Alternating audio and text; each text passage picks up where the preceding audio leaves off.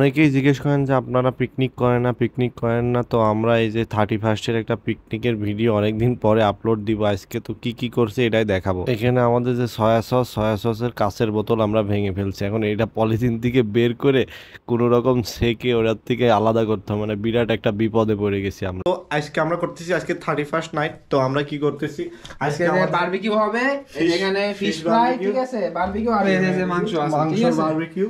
এখানে আমাদের রাঁধুনি, এখানে আরেক রাঁধুনি সব চলে আসলে। এখন আমি ফকিরকে পিকনিক করি না, এজন্য আমার মুরগি। তো এখানে বিভিন্ন মশলা দিয়ে মাছ আর মুরগিটা মেরিনেট করে রাখতেছিলাম।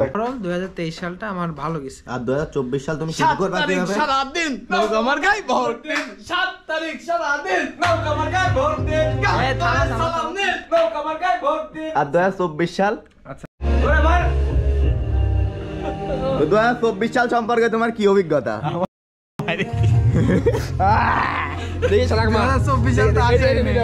তো এখানে বারবিকিউ মশলা দিয়ে মাছগুলা মাখিয়ে নিয়ে একদম মেরিনেট করে আরো আধা ঘন্টা রেখে দিতে হয়। তারপর রুমে চলে আসলাম। ইমনের সাথে বিরাট গ্যাঞ্জাম আমার, তো আবার দুইজন মীমাংসা করে নিলাম হাত টাত মিলায়ে। তারপর আবার এখানে সিয়াম আর কাব্যর মারামারি লেগেই আছে, মারামারি আর মারামারি, আর কি মজার মারামারি। তারপরে চলে আসলাম মেন কাজ করতে। এখানে কয়লা দিয়ে আগুন ধরাচ্ছে, এখন মাছগুলো বারবিকিউ করতে হবে। 31st নাইটের এটাই সবচেয়ে বড় মজা, যে বারবিকিউ করা।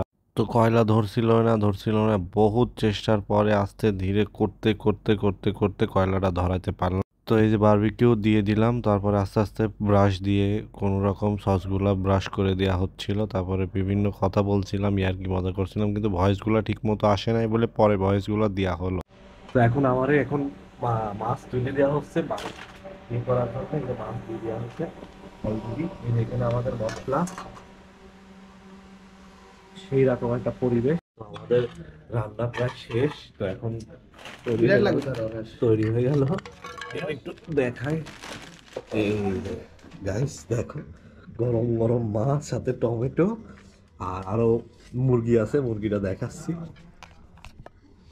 আমি জানি না আপনারা কেউ এরকম আধ্যাত্মিক খাবার খাইছেন নাকি, এরকম আধ্যাত্মিক পিকনিক করছেন নাকি। এরকম একটা অন্যরকম মজা আছে যে সবসময় র্যান্ডম পিকনিক করে, আজকে একটু নতুন কিছু দিয়ে পিকনিক করলাম। তো এগুলা সবাই ছেলেবেলে খাইলো, খুব মজা হইলো।